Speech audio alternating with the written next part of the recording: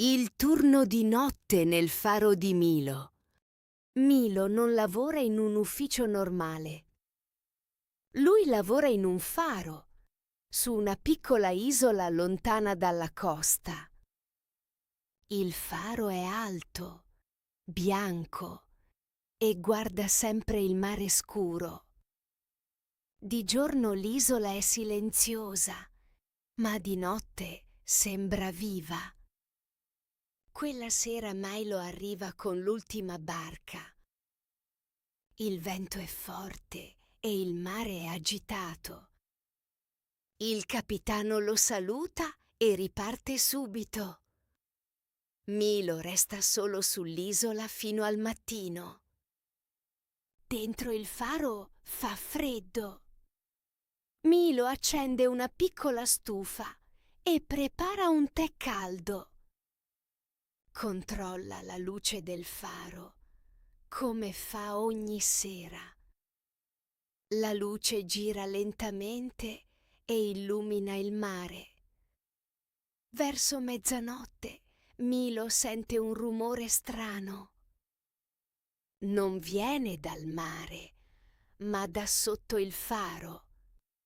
Sembra un colpo, poi un altro.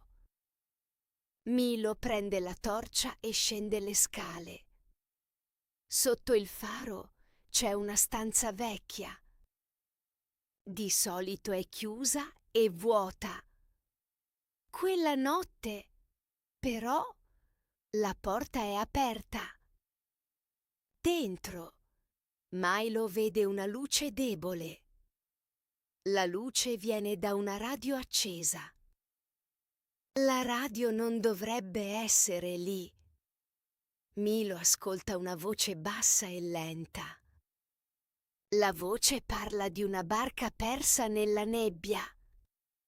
Milo capisce subito la situazione. Qualcuno ha bisogno di aiuto. Corre di nuovo in alto e aumenta la potenza del faro. Accende anche una luce rossa di emergenza. Dopo alcuni minuti, vede qualcosa nel mare. Una piccola barca si muove lentamente verso l'isola. La nebbia è fitta, ma la luce del faro guida la barca. Milo continua a controllare ogni strumento. Finalmente la barca arriva vicino alle rocce. 2 persone scendono, stanche ma salve. Ringraziano Milo con voci tremanti. Dicono che la radio vecchia li ha guidati.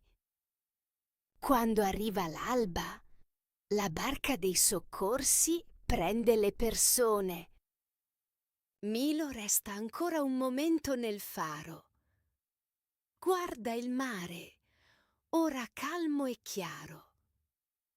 Sorride lentamente. Quel turno di notte è stato diverso. Milo capisce una cosa importante.